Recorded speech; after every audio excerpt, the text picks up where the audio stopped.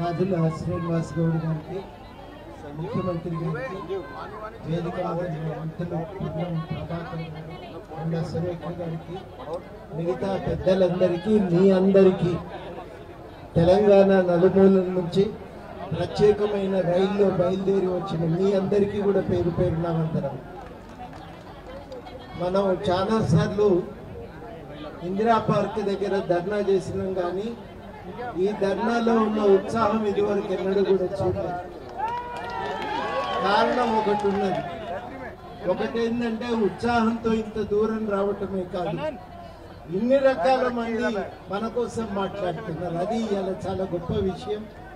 నేను సమయం లేదు కాబట్టి భారత రాజ్యాంగం రాసేటప్పుడు జవహర్లాల్ నెహ్రూ గారు ముసాయిదా తీర్మానం ప్రవేశపెట్టింది. ఈ రాజ్యాంగం ఏం చేయాలి, దేనికోసం రాయాలి. అంబేద్కర్ కూడా ఇదే విషయాలు ఆలోచిస్తూ ఉన్నాడు. అప్పటికి ఏమన్నారంటే, భారతదేశంలో కులాల దొంతరుల వల్ల మనుషులు అణచివేతకు, నిర్లక్ష్యానికి గురవుతున్నారు. ఈ అణచివేతను రూపుమాపి సమానంగా బతికే కొత్త సమాజాన్ని నిర్మించాలి. ఆ రాజ్యాంగం యొక్క లక్ష్యాల అమలుకు ఇన్ని సంవత్సరాలు పడుతున్నాయి. మనకు సామాజిక జీవితంలో భాగం, ఆర్థిక రంగంలో అవకాశం, రాజకీయ రంగంలో ప్రవేశం, ఇవి దొరకటానికి ఇంత తన్లాడవలసిన పరిస్థితి ఏర్పడ్డది. ఇవాళ రాష్ట్ర ప్రభుత్వం సర్వే నిర్వహించడమే కాదు, సామాజిక ఆర్థిక వాస్తవాల ఆధారంగా 42% రిజర్వేషన్ కల్పిస్తూ చట్టసభల్లో బిల్లును తయారు చేశారు. బిల్లు తయారు చేసింది కదా, మళ్ళీ ఢిల్లీ దాకెందుకు అని అనుమానం మనందరికీ ఉంటుంది. హైదరాబాద్ పోయినాక కూడా మిమ్మల్ని అడుగుతారు. ఎందుకంటే సుప్రీంకోర్టు ఇచ్చిన తీర్పు నేపథ్యంలో ఈ రిజర్వేషన్ బిల్లు నిలబడాలి అంటే దాన్ని రాజ్యాంగంలోని 9వ షెడ్యూల్లో పెట్టాలి. లేకపోతే 50% దాటింది మీ రిజర్వేషన్లను కొట్టేసే ప్రమాదం ఉంది. ఇప్పుడు 50% దాడుతున్నది 42% వల్ల. కాబట్టి దాన్ని భారత రాజ్యాంగంలోని 9వ షెడ్యూల్లో పెట్టాలని డిమాండ్ చేయడానికి ఇక్కడి దాకా రావటం జరిగింది. మోడీ గారు సెన్సస్కే ఒప్పుకోలేదు, బీసీల జనాభా కులగణన చేయటానికి అంగీకరించలేదు. మరి మన రిజర్వేషన్ పెంచడానికి అంగీకరిస్తాడా అనేది మన అందరికీ అనుమానం ఉంది. కాబట్టే ఇంత పెద్ద సంఖ్యలో ఇక్కడికి వచ్చినాం.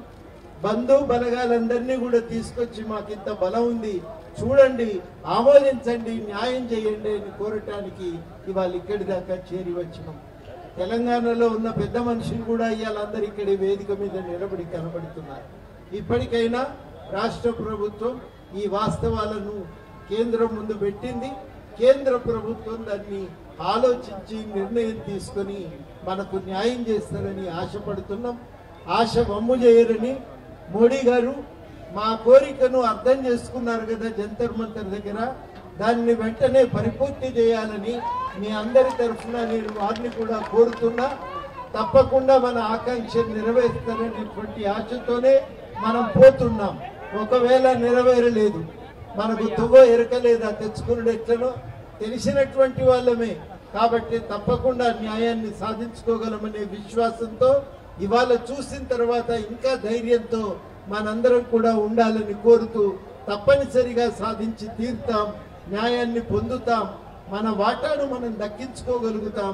రాజ్యాంగం ఏర్పడి 75 ఏళ్ల తరుణంలో ఆ కళను నెరవేర్చేటువంటి ప్రయత్నం చేద్దాం.